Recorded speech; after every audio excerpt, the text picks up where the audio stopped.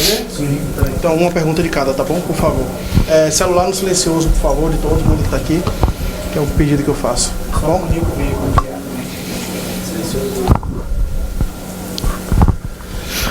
Boa noite, Rogério. Boa noite, Rogério. Gabriel Gibelli, Versus Esporte. Rogério, eu gostaria de perguntar a respeito da arbitragem, né? A gente sabe que teve 2 lances capitais aí na partida, que foi a expulsão do Canu e o pênalti, né, no Bruno Henrique. E deu para ver você argumentando ali com o auxiliar. Eu queria que você falasse aí o que você tentou argumentar, o que você achou da arbitragem, né, e o quão decisiva foi para que o Bahia saísse perdendo no jogo de hoje. Olha, eu acho que eu não gosto muito de falar, eu raramente falo sobre arbitragem em entrevistas pós-jogo, né? Eu acho que isso é uma parte também do clube analisar, né? Com relação ao lance da expulsão, que foi, sei lá, 2 minutos de jogo, se eu não me engano, né? Eu acho que é claro que é uma jogada de dentro para fora, ele não está indo em direção ao gol. O árbitro tira o cartão amarelo e interpreta como exatamente o lance é. E vem uma nova, o VAR analisa e dá o cartão vermelho. Para mim é um lance clássico de cartão amarelo, como teria sido tomada a atitude a olho nu, visto no campo. Ele domina, o Gerson parte de dentro para fora do campo. Então esse lance para mim foi o principal do jogo, porque ele muda, deixa a gente com um jogador a menos, nos tira a possibilidade de estar mais próximo do gol, né? Então eu acho que houve um erro grotesco nesse sentido. O pênalti, eu acho que muito interpretativo.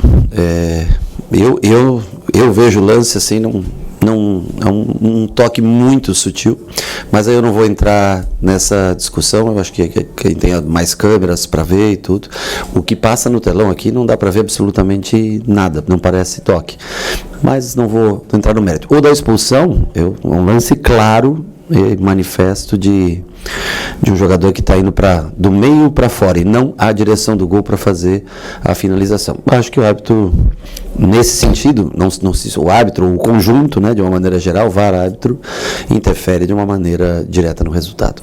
Boa noite, Rogério. Alan Santos, do BTB Esportes.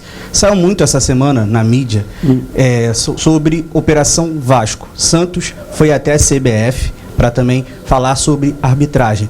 Hoje, o Bahia, até o lance da expulsão, faz um jogo ok, dentro da sua proposta, dentro da sua estratégia.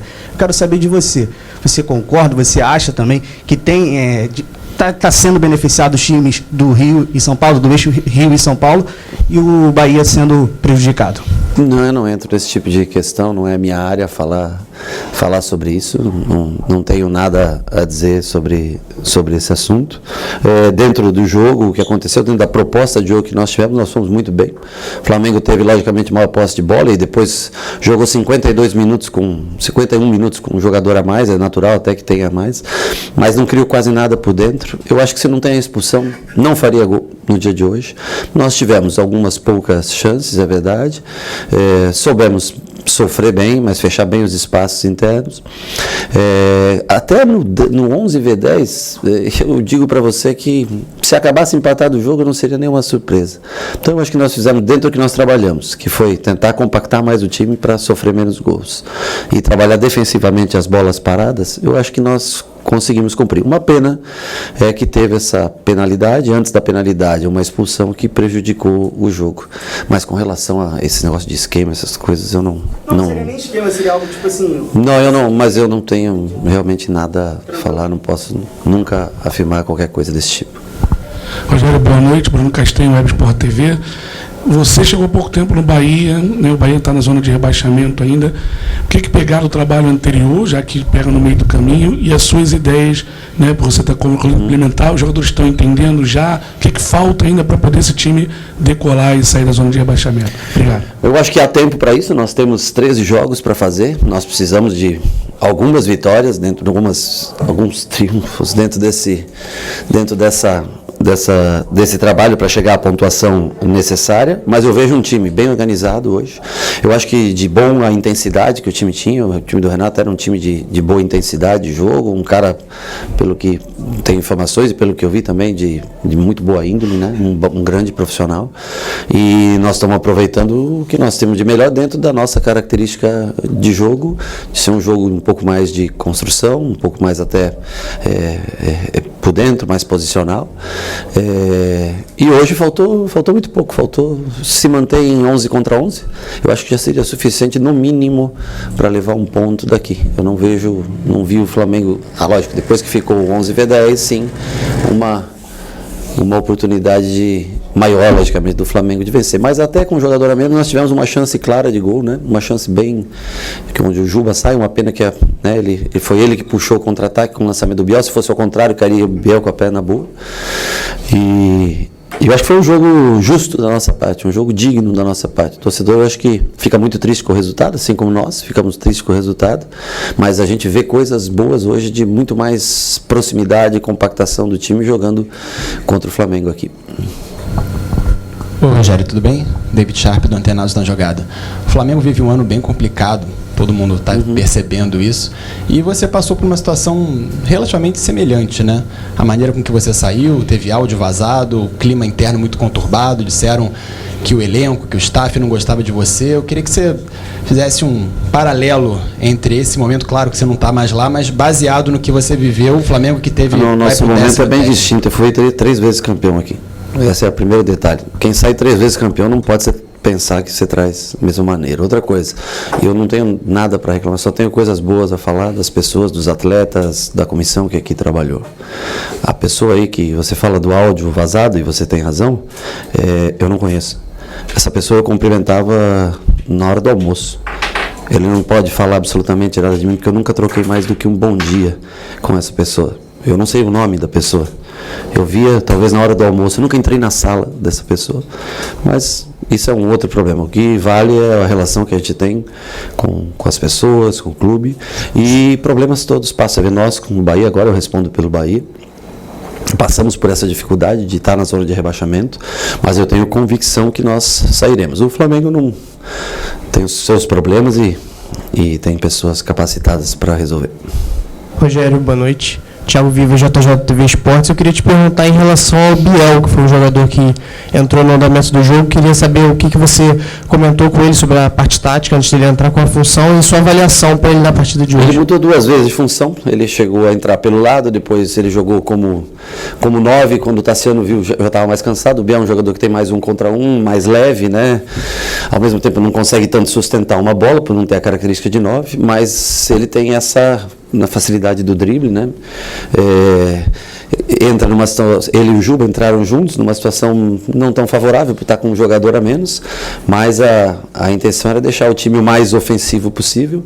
Ele, depois que veio da lesão, vem melhorando. Eu acho que precisa ainda algum ajuste de parte tática, mas é um belíssimo jogador, tecnicamente falando, é um ótimo jogador. O Juba também vem nos treinamentos melhorando a cada dia, e ele melhorando cada vez mais o entendimento do jogo, vai tendo cada vez mais minutos. Mas ele fez uma função de lado, depois eu trouxe o Tassiano para o lado, deixando ele mais solto à frente, porque ele é um jogador que pode decidir no 1 contra 1, mas é difícil, porque tem uma dupla de zaga boa postada do outro lado, é difícil você ter as oportunidades. Ele acha muito bem esse passe para o Juba, né, num contra-ataque, e já mais para o final ainda nós jogamos mais com Jacaré e ele tentando pressionar um pouco mais alto em 2, mas aí começa a abrir pelos lados, ele põe, acho que Araújo e Cebolinha, né, um de cada lado, aí fica muito largo o campo para marcar em 3 só, mas são os riscos que você corre quando você tem um homem a menos contra um time como o Flamengo. Aqui, Rogério. Boa noite, Lucas Mal da Litoral News. O Cauli e o Léo Cittadini já estão passando por uma transição, já você vai poder contar com eles. Eu queria saber de você como você está para utilizar esses 2 jogadores, principalmente o Cauli, que é um dos principais jogadores do Bahia no campeonato, e os principais e melhores momentos do Bahia passaram por ele. Eu queria saber como você está para utilizar ele nesse restante do Campeonato Brasileiro. Nós estamos ansiosos para vê-lo também em condições boas de jogo, né? Era uma dúvida que nós tínhamos para esse final de semana, mas em conjunto, atleta, departamento médico e departamento técnico, nós achamos por bem não arriscar ainda esse final de semana, eu tenho quase certeza, 99% de chance de ele estar presente com a gente no jogo contra o Goiás, que passa a ser uma final para a gente. E o Cittadini também sentiu dores ao longo da semana, treinou ontem, tentou treinar e não conseguiu ter um rendimento que fosse suficiente para estar aqui no dia de hoje. Mas a gente espera poder contar com os dois jogadores. Não sei se consegue colocar os dois ao mesmo tempo em campo, mas nós vamos pensar numa maneira de utilizá-los começando o jogo ou no decorrer do jogo. Se eles tiverem, tem que ver aí a avaliação física durante a semana, vão treinar mais essa semana. Eu acredito que estejam bem melhores e prontos para o jogo de sábado. Boa noite, Rogério aqui, Marcos Martins do canal da QSRN. Você tem 11 jogos contra o Flamengo como técnico, 11 derrotas. É claro que cada jogo tem a sua circunstância, tem a sua peculiaridade. Sim. Mas eu queria saber de você, no geral, em linhas gerais, claro. Qual é a principal dificuldade de enfrentar esse Flamengo? A principal dificuldade é que eu me tornei treinador em 2017 e 10 dos 11 confrontos que você fala é de 19 para cá, fora os que eu trabalhei aqui, jogando contra outros times. Eu enfrentei um time que foi construído e que foi a melhor versão do Flamengo dos últimos anos. Então, há uma dificuldade realmente em enfrentá-los, e no caso de hoje também tem outros componentes que a gente viu aí que são determinantes para que a vitória aconteça do Flamengo. Mas é a melhor versão do Flamengo. Só uma única vez em 2017, que ainda, né, mas nós tínhamos, foi quando o São Paulo vendeu 5 jogadores na mesma semana, vendeu no começo do ano, e nós não tínhamos jogadores realmente para fazer um jogo frente a frente. Mas esse talvez tenha sido um dos jogos mais consistentes, mais regulares que nós fizemos, dando poucas possibilidades ao Flamengo para fazer gols. Mas é uma marca ruim, sem dúvida, né? É uma marca que, assim como tem times que você vence seguidamente, esse é um time que não temos tido sorte. Esperamos ter mais sorte nas próximas partidas. Ok? Boa noite. Valeu, gente.